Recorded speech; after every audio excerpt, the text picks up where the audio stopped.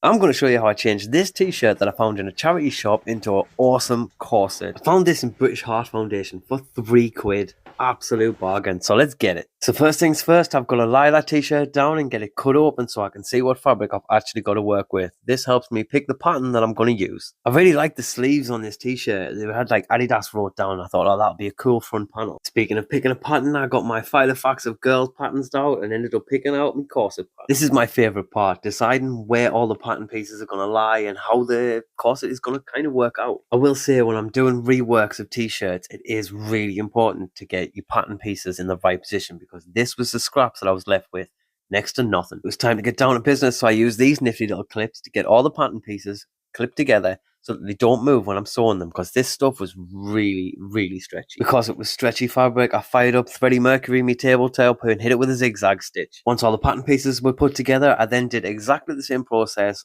all over again with the lining, and as you can see, I used this checkerboard stuff, but it was white on the backside, so it was fine.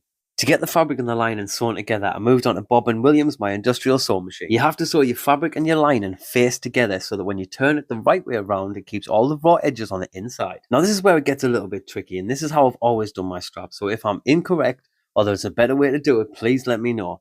I use a safety pin, I clip the back and the front together and then push the safety pin all the way down the inside of the front strap. This ends up pulling the back strap through the front strap, bringing all the raw edges on the inside. I then sew all 4 layers of fabric down just as normal, cut off the excess and get that pulled back through, and that gives you all the seams on the inside. At this point I'm pretty much done. I just had to put a zip in the back and get some bias binding on and get it on Gladys my mannequin. I'm a little bit biased, but I think this thing's pretty awesome to take something old and unwanted and make it into something cool, fresh and new. I scour the charity shops looking for things to rework all the time, so if that's your bag, follow along for more.